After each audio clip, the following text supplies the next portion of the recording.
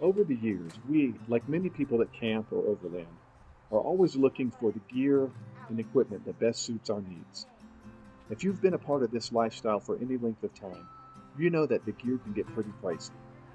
We make changes and upgrades as we can. This upgrade project has been in the works for several years. One of our main family goals is to have more quality time together. So, if we can reduce our setup and pack up time, we can gain back precious minutes. At this point, you can see that we have taken off our Gobi Stealth roof rack. It has been a great rack for us and served us well for many years, but right now, we just don't need it. Gobi is a Colorado company that makes quality round tube racks. The only issue that we had was with the wind deflector. It damaged the paint on our roof where it made contact. Looking back, we never would have installed it. Our roof now needs to be painted. Speaking of the roof of our Hummer, it hasn't been washed for several years. There just wasn't enough room to reach under the Gobi rack. But now with our H3 clean, it's time to figure out how to install our new front runner load bars. These load bars and the corresponding mounts are made for the H3, but they're not a simple bolt-on, at least not for us. Okay, so we're adding these front runner load bars. We've taken off the Gobi rack, done a little cleaning up on the roof, which hadn't been cleaned for a couple of years because of the Gobi rack and tents and whatnot. So we're putting on load bars from front runner, and you can kind of see we've got an Allen bolt right here. And the load bars, let me do that without falling that. All right, so the load bars, this is the mount, goes onto the track that the H3 comes with. You drop your mount in, and you drop this plate in. And if you can see here, right there by my thumb, there's two holes. The hole from the mount and then the hole from this top section. Then you drop this bolt through there. But we got a little design flaw problem. By the time we get that in, the bolt in place, we get a high center. And there's no remedy to do with that the way it sits right now. So that means that load bar and anything that goes on those load bars, like a rooftop tent, is going to pivot. So that's a bit of a problem. So what I'm doing on each of these mounts is cutting down right here, drilling out this lower till we get to the point where I can show you without the bolt. Drop that plate on and no more high center. But there's a little bit in there that has to be trimmed out. So a little more of today's project to do to make sure we get this thing on right. You know, sometimes you got to fabricate a little bit, get creative, because not everything that's made for your vehicle is going to be an automatic just bolt-on thing for your vehicle. Especially an older one like this one, some of the stuff just, you got to tweak it a little bit. Alright, so got the first one done. You can see this is going to be the template for the others. I'll clean it up a little bit from the drill marks and then paint it, get it black again. But you can see dropping it down a little bit lower, and now we can get rid of that whole high center problem that we've been having.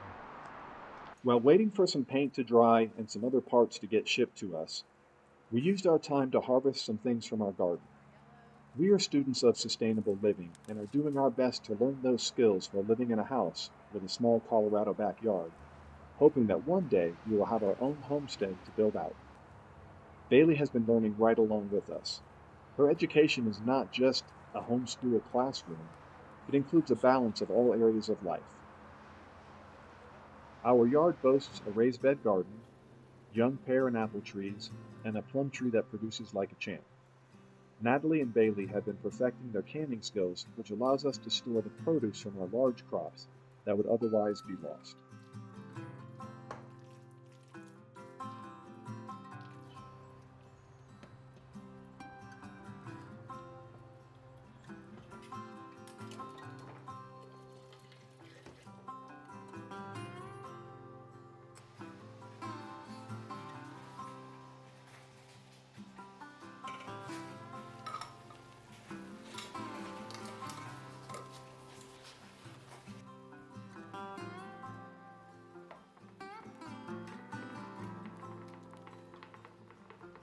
During the day, Natalie often has the task of running our household while homeschooling Bailey.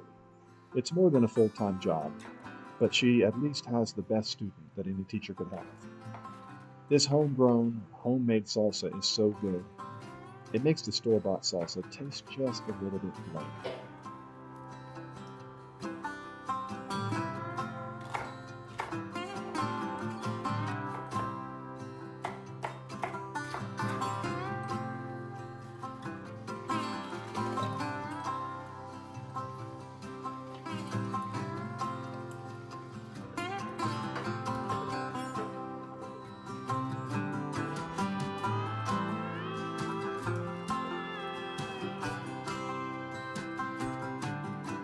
Once we track down some parts, it's back to the Hummer.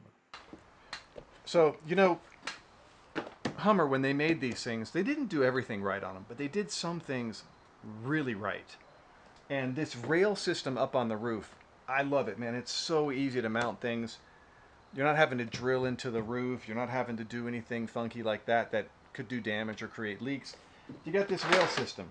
So this mount, slide it into place. Got the rear one back there already. Just drop it in right here, slide it to the back, and it's like rock solid. Tighten it down.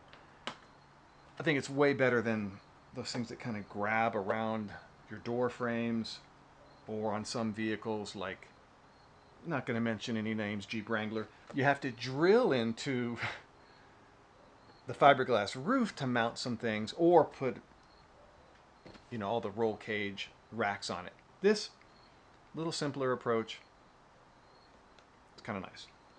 So we're going to get these things on. We had to add some longer bolts. So this is how it came.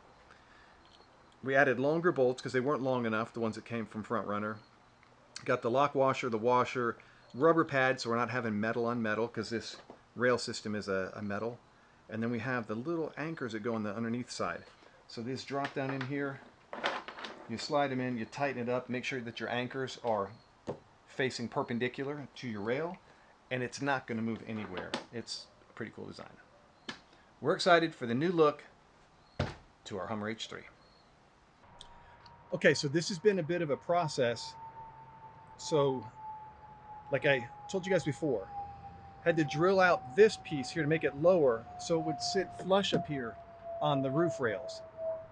So now everything sits flush because this piece comes over like this, and then you put your crossbars, your load bars over the top of this. So this goes down into the Hummer's rails that are up there. This slides over, crossbars on the top. But we've done a couple mods, like drill out this like I told you. And then the bolts that came with the kit were a little bit on the short side, and they weren't stainless. So we switched over to stainless steel bolts. So we got some little bit longer bolts, stainless steel hardware. We also took some pond liner. If you can see that right there. Took some pond liner, put it at the bottom. So on the rails up here in these braces, we don't have metal on metal. And then we have these little things that slide into the track. As you tighten them, they turn and they lock into place in that channel up there. And then you just tighten them up really good. It's a really nice design. So now we got our 4 kits, 6 kits built, because we're going to do 2 of them that hook up and mount to the tent that are part of the iCamper tent mounting system, and then 1 that's just going to be in the center of those just to support weight. So I think it's time to assemble this thing and maybe get our tent on. This has been a couple days because we had to order bolts. Nobody locally had them. We had to order them and had to track down some pond liner. So it's been a couple days here getting this done, but now we're so close.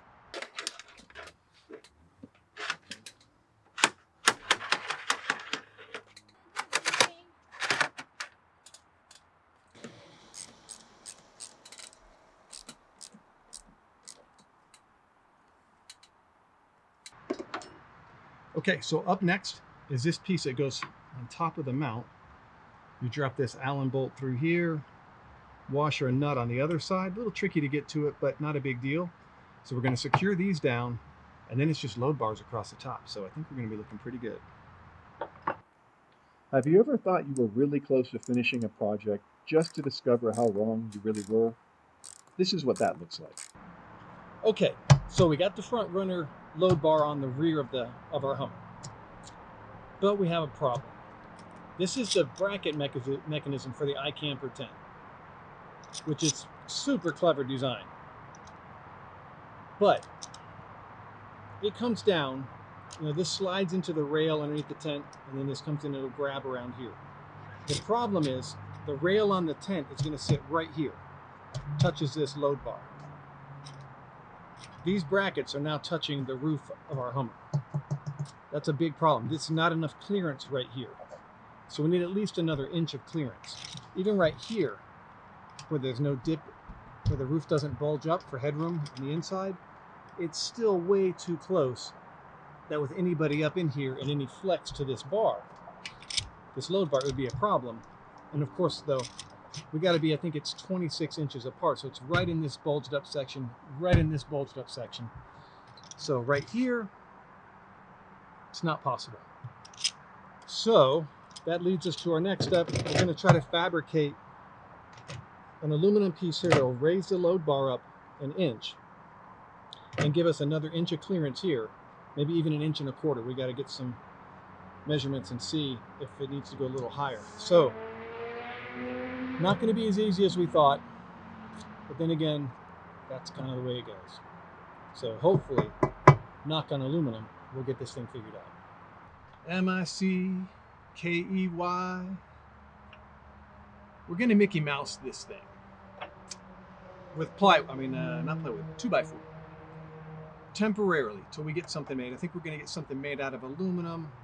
You'll see. This is definitely some serious Mickey Mouse engineering happening right here.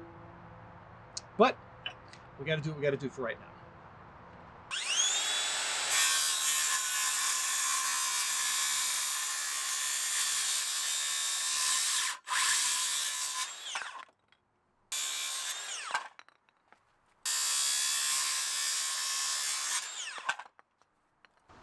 We have the two back load bars secure. You can see this custom fabricated block of 2x4 that we put here, painted black, so when we drive down a road or down a trail, no one's laughing too hard at us because they don't see that that's a 2x4. So don't tell anyone. This is a temporary setup for us. Once we get all the height done, we get the tent up on here, we see the mounting bracket where the tent secures to these load bars, then we're going to use this 1 or 2 times, but then we're going to have something fabricated to really make this difference right here a lot better than a 2x4. Something that's going to last, not something that could rot away like a piece of wood. But it's coming together pretty good. I'm really happy with the look. It's a little higher than it needs to be, but it was a 2x4. It's all we had size-wise. But man, I think it's going to look pretty sweet. I think the tent's going to look amazing on here. So we've dropped significant weight on the roof with 3 load bars, which we probably only need 2, but I think to be safe, we're putting a 3rd one on.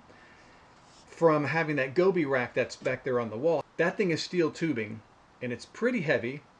And with the tent we're putting on here, that rack would sit up really high, the tent would sit up really high, everything would be really high. And with the size of the tent, the rack wouldn't do us any good. There'd be maybe 6 inches of cargo loading space. For me, for the weight and for adding the weight up really high, it doesn't make any sense. This is going to sit lower, especially with the new braces down here that we're going to have. Everything's going to sit nice and snug, more aerodynamic, lighter weight up on the top. These are all pluses. So, got to tighten up the ones on this guy up here, the front one. Just put those on by hand tight, but got to get them tightened up. And then tomorrow, when I get home from work, right, baby? We're going to put our tent on. I'm excited. We're going to put our tent on, I think. Let's not get ahead of ourselves. Anything could happen. It usually does. It's the next night. And here's our new tent, which we are really excited about getting to use. I'm sitting here in the garage. That's the driveway behind us. The Hummer is down at the end of the driveway. And we have built up some 2x4s that are going to be our ramps that we use to take and lift up onto the roof of the Hummer. We've done this technique a bunch of times before with our Tough Stuff rooftop tent, and now we're doing it with our new one.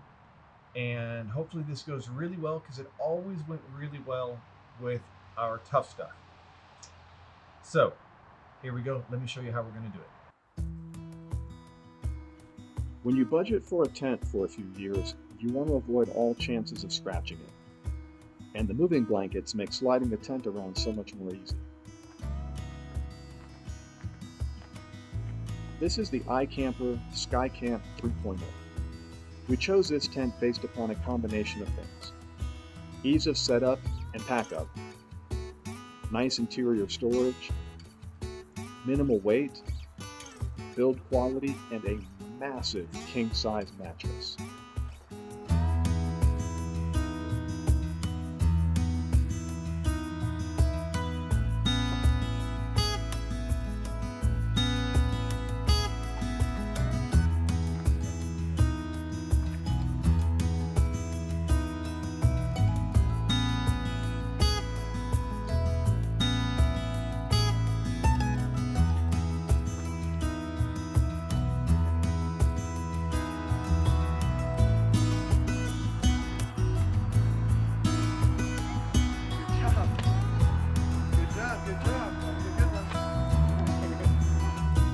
Once we've removed the 2x4s, it's time to get the tent exactly where we want it and attach it to the load bars.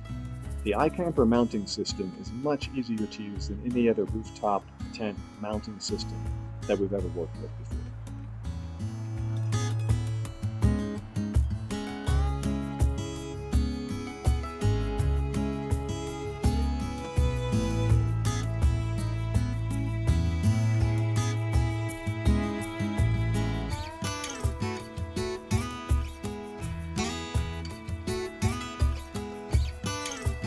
Join us next Friday as we head out and spend our first night in our brand new tent and use some other new gear that we haven't shown you all before as we camp at a beautiful trail in Colorado under the stars and pines.